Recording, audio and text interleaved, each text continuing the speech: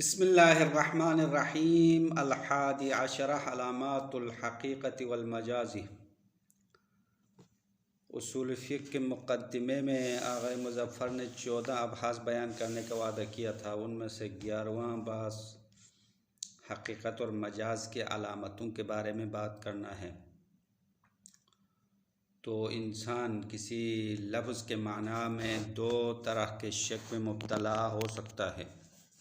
ایک دفعہ انسان کو کسی لفظ کے معنی کے بارے میں پتہ ہے کہ فلان لفظ کا معنی یہ ہے اور فلان لفظ کا معنی حقیقی یہ ہے، معنی مجازی یہ ہے، یہ تو پتہ ہے۔ اما متکلم کی مراد میں شک ہوتا ہے کہ متکلم نے اس لفظ سے کون سا معنی مراد لیا۔ تو جب مراد متکلم میں شک ہو جائے تو اس وقت اصول لفظیہ کی طرف رجوع کرنا ہے اور اس شک کو برطرف کرنا ہے۔ اصول لفظیہ کے بارے میں آگے گفتگو آنے والی ہے۔ دوسرا شک انسان کے لیے کسی لفظ کے معنی حقیقی اور مجازی کے بارے میں شک ہوتا ہے کہ آیا یہ لفظ اس معنی کے لیے وضع ہوا ہے یا نہیں ہوا۔ اگر اسی معنی کے لیے وضع ہوا ہے تو معنی حقیقی شمار ہوگا، اگر وضع نہیں ہوا ہے فقط استعمال کیا جا رہا ہے تو یہ معنی مجازی شمار ہوگا۔ تو لفظ کے معنی کے بارے میں شک ہے، تو اس شک کو برطرف کرنے کے لیے کچھ علامات علماء نے بیان کیا جن کو علامات حقیقت و مجاز کہلایا جاتا ہے، اور یہ 11ویں گفتگو میں اس کے بارے میں بات کی جائے گی۔ تو کچھ علامات ایسی علامتیں ہیں جن کے ذریعے سے انسان کسی لفظ کے معنی حقیقی کو مجازی سے پہچان سکتا ہے۔ اور معنی حقیقی اور مجازی کو پہچاننے کا فلسفہ اور مقصد یہ ہے کہ اگر لفظ معنی حقیقی میں استعمال کرنا ہو تو قرینے کی ضرورت نہیں ہوتی ہے۔ تو جب انسان کو پتہ ہو لفظ کا معنی حقیقی ہے تو قرینے کے بغیر استعمال کرے گا۔ اگر لفظ معنی مجازی میں استعمال کرنا ہو تو قرینے کی ضرورت ہے۔ جب انسان کو پتہ ہو کہ یہ لفظ اس معنی میں مجازاً استعمال کر رہا ہوں تو وہ قرینہ نہیں لائے گا۔ تو قرینہ لانے اور نہ لانے کے لیے معنی حقیقی اور مجازی کی پہچان ضروری ہے۔ تو علامات حقیقت و مجاز بہت سارے علامتیں بیان کی گئی ہے، علماء نے 12 علامتوں تک ذکر کیا ہے، لیکن آغا مظفر نے ان 12 میں سے جو اہم علامتیں ہیں جو بہت مہم ہے وہ 3 علامتیں ہیں، اور یہاں پہ کتاب اصول فقہ میں ان 3 علامتوں کے بارے میں گفتگو کی جائے گی۔ سب سے پہلی علامات حقیقت و مجاز میں سے پہلی علامت تبادر ہے۔ تبادر کیا ہے؟ تبادر خود پہلے تبادر کا معنی کرنا پڑے گا، پھر تبادر علامت حقیقت ہونا بعد میں بیان کرنا ہے۔ تو تبادر باب تفاعل کا صیغہ ہے، بادرہ سے ہے، یعنی جلدی کرنے کا معنی ہے۔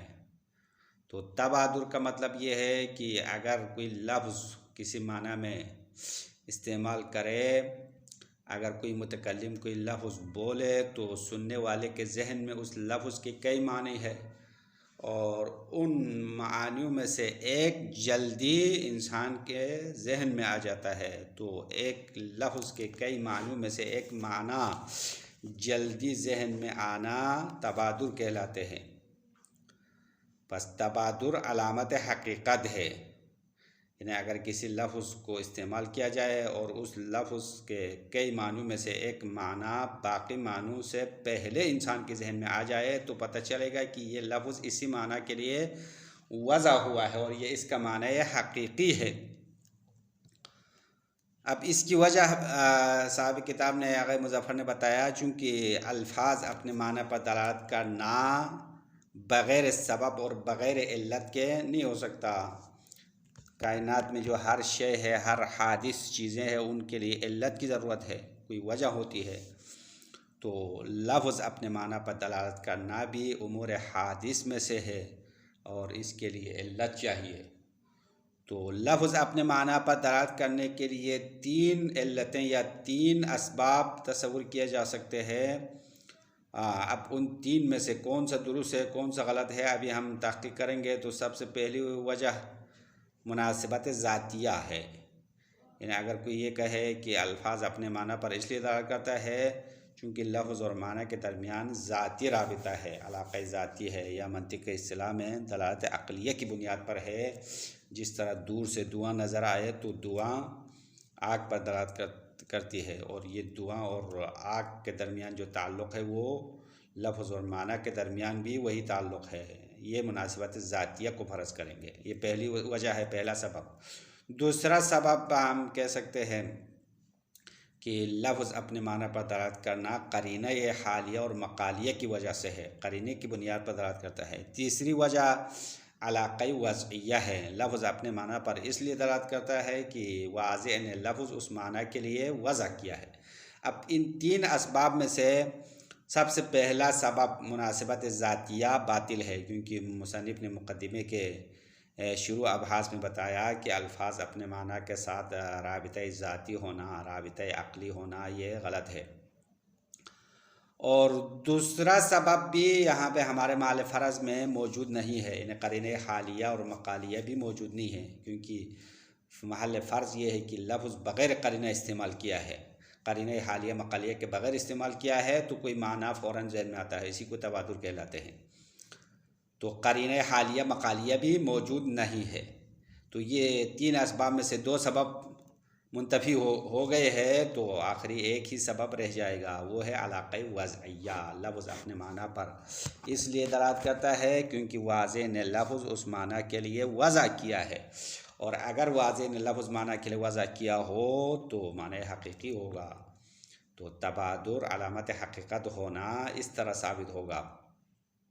پس تبادر علامت حقیقت ہے کیونکہ الفاظ کے کئی معنوں میں سے ایک معنی فوراً ذہن میں آ جائے اور قرینہ حالیہ بھی مقالیہ بھی نہیں ہو، تو ایسی صورت میں پتہ چلے گا کہ یہ لفظ واضح نے اسی معنی کے لیے حقیقتاً وضع کیا ہے اور اسی وضع کی بنیاد پر دلالت کرتا ہے۔ پس تبادر علامت حقیقت ہے۔ یہاں تک تبادر علامت حقیقت ہونا معلوم ہو گیا۔ اب بعض علماء اس تبادر پر اشکال کرتے ہیں، تبادر پر ایک بڑا اشکال وارد ہوتا ہے اور صاحب کتاب اس اشکال کا جواب دینا چاہتے ہیں۔ تو اشکال کیا ہے؟ پہلے اشکال کی وضاحت، اس کے بعد ہم جواب دیں گے، تو اگر جواب کے لیے ٹائم نہ ملا تو جواب انشاءاللہ اگلے درس میں، پہلے اس درس میں اشکال کی وضاحت کریں گے۔ اشکال کا خلاصہ یہ ہے کہ تبادر علامت حقیقت ہونا دور کا سبب ہے، دور کا موجب ہے، یعنی اگر ہم تبادر کو علامت حقیقت قرار دے تو دور لازم آئے گا، اور دور عقلاً محال ہے، باطل ہے، تو تبادر علامت حقیقت ہونا باطل ہوگا۔ یہ اشکال کا خلاصہ ہے۔ اب اس اشکال کو کھولنا پڑے گا، واضح کرنا کی ضرورت ہے۔ تو دور، سب سے پہلے دور کی وضاحت کرنا پڑے گا۔ دور کسے کہتے ہیں؟ تو دور کا معنی لفظی ہے چکر کاٹنا، چکر لگانا، اور اصطلاح میں دور کا مطلب دو چیزیں ایک دوسرے کا وجود دوسرے پر موقوف ہونا، دو چیزیں ہیں ان میں سے ایک کا وجود دوسرے پر موقوف ہو اور دوسرا پہلے پر موقوف ہو۔ مثال کے طور پر الف اور بے ہے، تو الف کا وجود بے پر موقوف ہے اور بے کا وجود الف پر موقوف ہے، تو نتیجہ کیا ہوگا؟ الف کا وجود الف پر موقوف ہوگا، توقف الشیء علی نفسی ہوگا، یعنی ایک چیز اپنے اوپر موقوف ہونا، اس کو دور کہلاتے ہیں، اور منطق کے اصطلاح میں اور فلسفے کے مطابق جو ہے دور عقلاً محال ہے، باطل ہے۔ اس کی واضح مثال عام لوگوں کے لیے انڈا اور مرغی کی مثال ہے، چونکہ مرغی کا وجود انڈے پر موقوف ہے، کیونکہ مرغی انڈے سے نکلنے والی ہے، اور انڈا کہاں سے نکلنے والا ہے؟ مرغی سے۔ تو اگر ہم انڈا اور مرغی کا خالق نہ مانیں، اللہ کو نہ مانیں، اللہ نے پہلے مرغی کو خلق کیا پھر انڈا مرغی سے پیدا کیا، اگر اس بات کو نہ مانیں تو اس صورت میں انڈا اور مرغی میں دور لازم ہوتا ہے۔ اسی طرح باقی موجودات میں بھی یہی صورتحال ہے۔ بطور مثال نطفہ اور انسان، چونکہ انسان نطفے سے خلق ہوتا ہے اور نطفہ کہاں سے نکلتا ہے؟ انسان سے۔ تو اگر ہم انسان کا خالق اللہ کو نہ مانیں تو انسان اور نطفے میں بھی دور لازم آتا ہے، اور یہ دور باطل ہے۔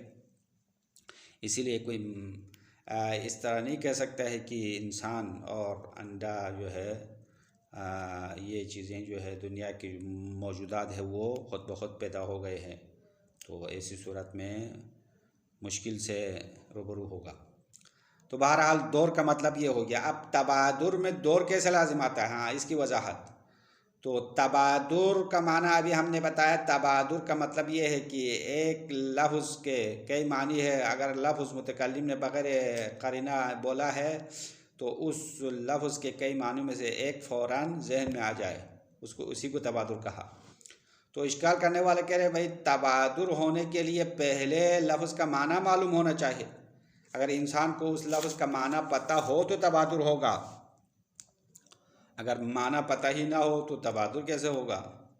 تو تبادر ہونے کے لیے علم بوضع ہونا چاہیے، یعنی وضع کے بارے میں پہلے پتہ ہو، پہلے اس شخص کو پتہ ہو کہ یہ لفظ معنی کے لیے وضع ہوا ہے، تو اس لفظ کے سننے کے ساتھ ذہن میں معنی آئے گا۔ اگر انسان کو لفظ کا معنی پتہ ہی نہ ہو اور یہ بھی معلوم نہ ہو کہ یہ لفظ کس معنی کے لیے وضع ہوا ہے، تو اس لفظ کو بولنے سے تبادر نہیں ہوتا ہے۔ تو تبادر حاصل ہونا علم بوضع پر موقوف ہے، جب وضع کے بارے میں علم نہ ہو تبادر حاصل نہیں ہوتا ہے۔ اور ابھی ہم علم بالوضع کو یعنی معنی حقیقی کو تبادر کے ذریعے سے پہچاننا چاہتے ہیں، تو نتیجہ یہ ہوگا کہ تبادر کا وجود علم بالوضع پر موقوف ہو گیا، اور علم بالوضع کا وجود تبادر پر موقوف ہو گیا، اور یہ دور ہے ایک دوسرے پر موقوف ہے۔ تو تبادر علامت حقیقت کہلانا غلط ہوگا، یہ اشکال ہے، اور صاحب کتاب اس اشکال کو مفصل جواب دیتے ہیں، اور انشاءاللہ جواب کے بارے میں بعد میں ہم تفصیلات دے دیں گے، فی الحال خلاصہ اتنا کافی ہے۔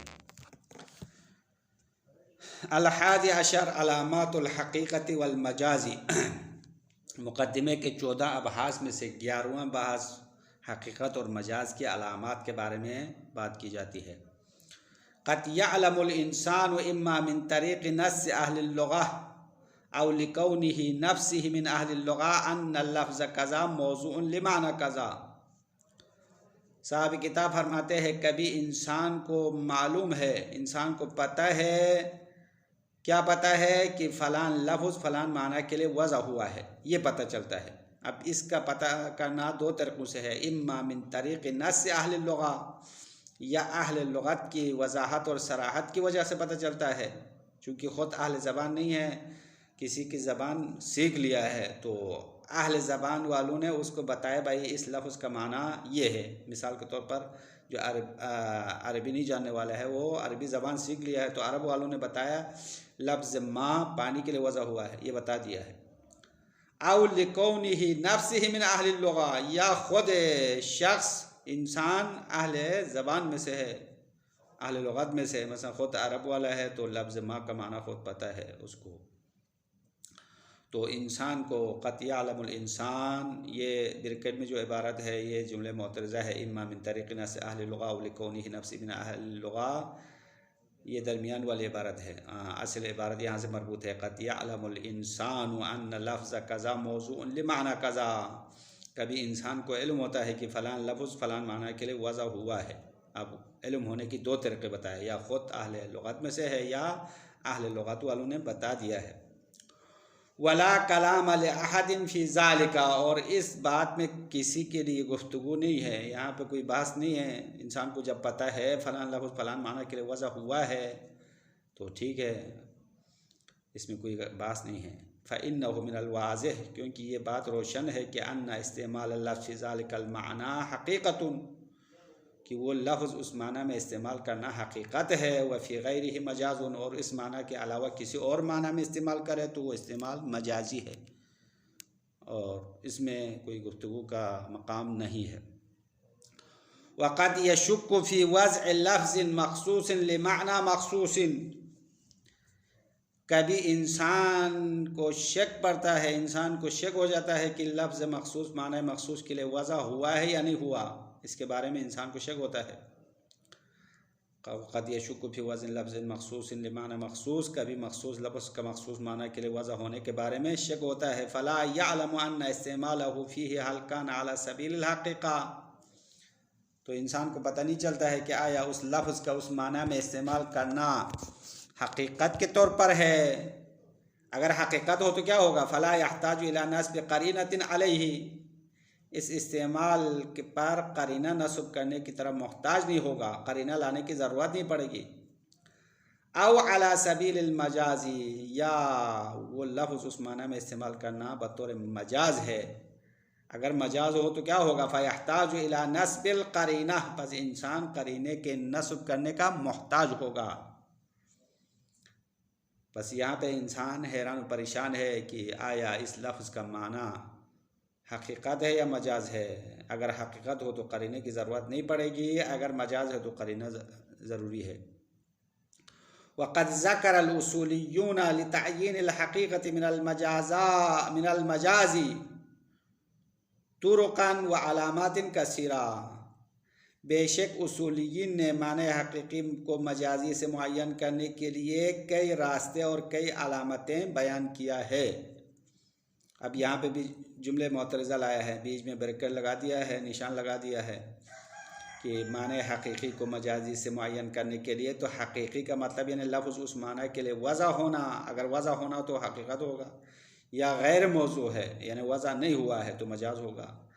تو معنی حقیقی اور مجازی کو پہچاننے کے لیے علماء اصولیین نے کئی علامات اور کئی راستے بیان کیا ہے.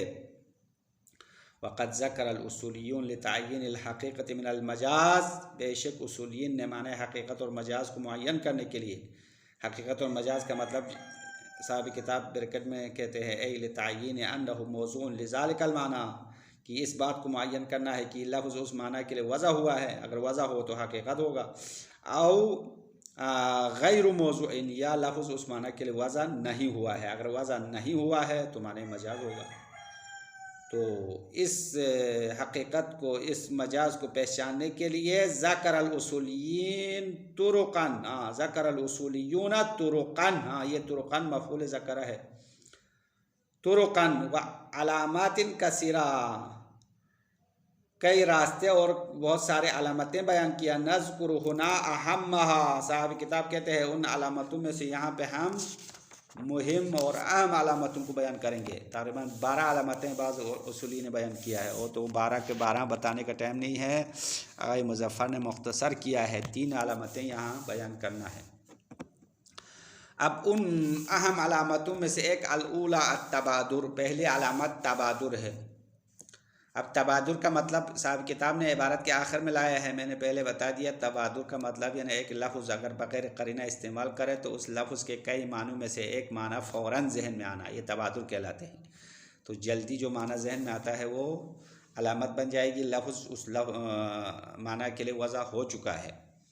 تو تبادر علامت حقیقت کس طرح ہے، یہ اس کی وضاحت پہلے کی صاحب کتاب نے. دلالت کل لفظ علی ای معنی لا بد لہ من سبب، کہ ہر لفظ کسی معنی پر دلالت کرنا لا بد لہ من سبب، اس دلالت کے لیے کوئی سبب چاہیے، سبب ہونا ضروری ہے. والسبب لا یخلو فرضہ عن احد امور ثلاثۃ، اور سبب کا فرض کرنا 3 امور میں سے ایک سے خالی نہیں ہے. لفظ اپنے معنی پر دلالت کرنے کے 3 اسباب میں سے کوئی ایک سبب ہو سکتا ہے. نمبر 1 المناسبۃ الذاتیہ، لفظ معنی پر دلالت کرنے کا پہلا سبب مناسبت ذاتیہ ہو سکتا ہے، یعنی لفظ اور معنی کے درمیان رابطہ ذاتی ہو، دلالت عقلی ہو. وقد عرفت بطلانہا، بے شک آپ نے اس مناسبت کے باطل ہونے کو پہلے جان چکا ہے، پہلے پہچان لیا ہے. صاحب کتاب نے مناسبت ذاتیہ ہونے کو باطل کیا، یہ ایک سبب غلط ہو گیا. دوسرا اول العلقۃ الوضعیہ، یا لفظ اپنے معنی پر دلالت کرنا رابطہ وضعیہ کی وجہ سے ہے، لفظ معنی کے لیے وضع ہوا ہے اس لیے دلالت کرتا ہے. یہ دوسرا ہو گیا. تیسرا اول قرینۃ الحالیۃ اول مقالیہ، یا لفظ اپنے معنی پر دلالت کرنا قرینہ حالیہ اور مقالیہ کی وجہ سے ہے. اور ابھی تو ہمارا فرض یہ ہے کہ قرینہ بھی نہیں ہے. فَإِذَا عَلِمَ أَنَّ الدَّلَالَةَ مُسْتَنَدَةٌ إِلَى نَفْسِ اللَّفْظِ، جب انسان کو پتہ چل جائے کہ لفظ کا دلالت کرنا خود لفظ پر مستند ہے، لفظ پر اعتماد ہے، من غیر اعتماد علی قرینۃ، قرینے پر اعتماد نہیں ہے، کیونکہ ہمارا فرض یہی ہے کہ متکلم نے قرینہ نہیں لایا ہے، قرینہ حالیہ مقالیہ سے خالی ہے، تو لفظ اپنے معنی پر دلالت کرنا خود لفظ کی وجہ سے ہے، تو فإنہ یثبت انہا من جہت الالقۃ الوضعیہ، بے شک ثابت ہوتا ہے، فإنہ بے شک یثبت ثابت کرتا ہے کہ انہا یعنی وہ دلالات من جہت الالقۃ الوضعیہ علاقہ وضعیہ کی وجہ سے ہے، علاقہ وضعیہ کی وجہ سے دلالت ہے، یہ پتہ چلے گا، تو علاقہ وضعیہ ہو تو معنی حقیقی ہونا پتہ چلے گا، یعنی واضح نے لفظ معنی کے لیے وضع کیا ہے اس لیے دلالت کر رہا ہے، ایسے تو نہیں ہے۔ بس تبادر علامت حقیقت ہونا یہ ہے، اور اس کی وضاحت یہ ہے، وَهَذَا هُوَ الْمُرَادُ بِقَوْلِهِمْ التَّبَادُرُ عَلَامَةُ الْحَقِيقَةِ، اور یہی علماء اصولین کی مراد ہے، ان کا مقصد ہے کہ ان کا کہنا ہے تبادر علامت حقیقت ہے، تبادر علامت حقیقت کہنے کا ان کا اصل مقصد یہ ہے کہ جب لفظ اپنے معنی پر دلالت کر رہا ہے اور قرینہ حالیہ مقالیہ بھی نہیں ہے، رابطہ ذاتیہ بھی نہیں ہے، تو دلالت کرنے کی وجہ وضع کی وجہ سے ہے، لفظ معنی کے لیے وضع ہو چکا ہے اس لیے دلالت کرتا ہے، جب وضع ہو تو معنی حقیقی کہلائے گا۔ وَهَذَا هُوَ الْمُرَادُ بِقَوْلِهِمْ التَّبَادُرُ عَلَامَةُ الْحَقِيقَةِ، اور یہی مراد ہے اصولین کے قول کا تبادر علامت حقیقت ہے، والمقصود من کلمۃ التبادر، اب آخر میں صاحب کتاب تبادر کے معنی بتا رہے، تبادر سے مقصد کیا ہے، کلمہ تبادر سے مراد ہوا انسباق المعنی من نفس اللفظ مجردا عن کل قرینۃ، کہ تبادر سے مراد لفظ سے ایک معنی جلدی ذہن میں آنا ہے، مجرداً عن کل قرینتین، ہر قرینے سے خالی، ہر قرینے سے خالی کر کے لفظ کو اکیلا استعمال کرے تو لفظ کے معنیوں میں سے ایک معنی جلدی ذہن میں آنا تبادر کہلاتے ہیں۔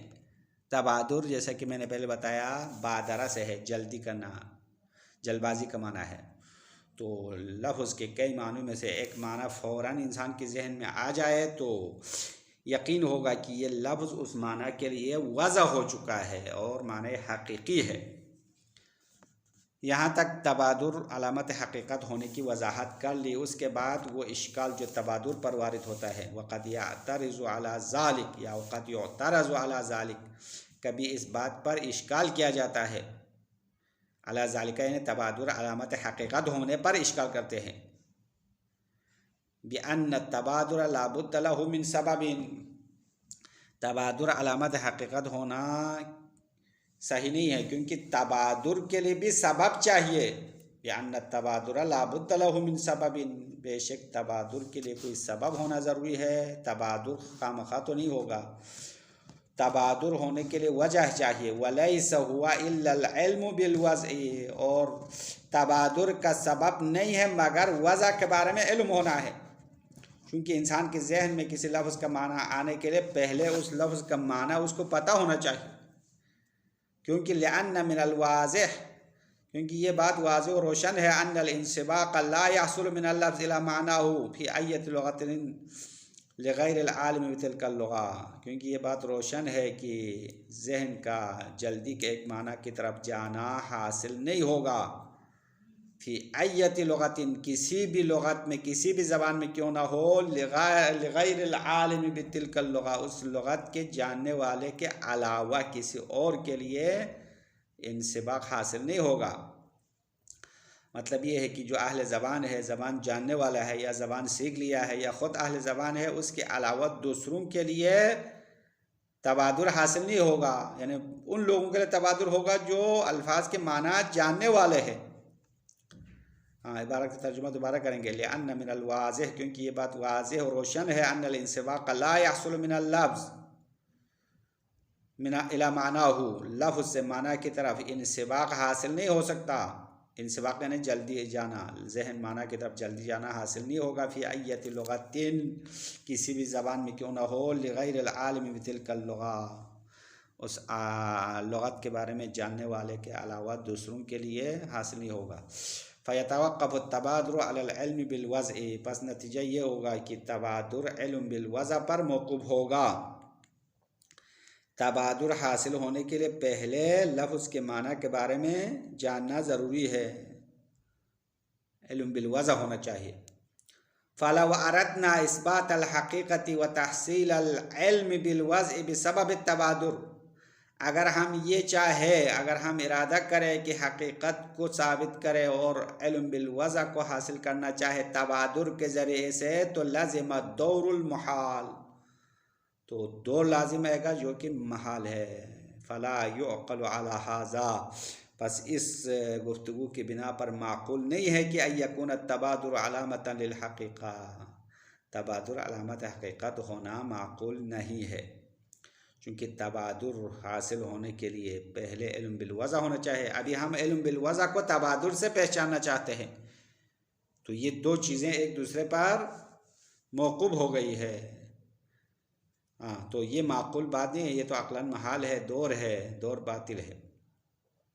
فَلَا يُعْقَلُ عَلَى هَذَا، پس اس مطلب کی بنیاد پر معقول نہیں ہے، کیا معقول نہیں ہے؟ ان یکون التبادر علامۃ للحقیقہ، تبادر علامت حقیقت ہونا، یستفاد منہ العلم بالوضع، جس تبادر کے ذریعے سے علم بالوضع کا استفادہ کیا جائے، یہ معقول نہیں ہے۔ والمفروض انہ مستفاد من العلم بالوضع، اور ہمارا فرض یہی ہے کہ تبادر خود علم بالوضع سے استفادہ ہوتا ہے، تو تبادر کا وجود علم بالوضع پر موقوف ہے، اور علم بالوضع تبادر سے حاصل کرنا چاہتے ہو تو یہ سراسر غلط بات ہے، پس تبادر علامت حقیقت ہونا غلط ہو گیا۔